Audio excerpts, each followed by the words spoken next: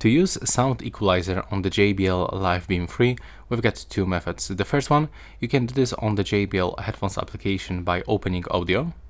And here you can open the Equalizer and simply turn it on. You can find here 1, 2, 3, 4, 5, 6 default presets. And you can even create your custom by opening this menu, by moving these sliders. You can change frequencies, and you can even set the custom name for your preset.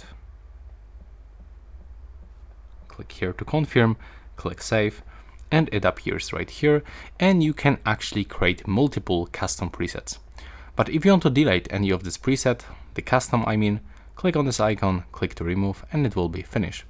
The second way to use the sound equalizer, just unlock your charging case, keep sliding until you find this function right here.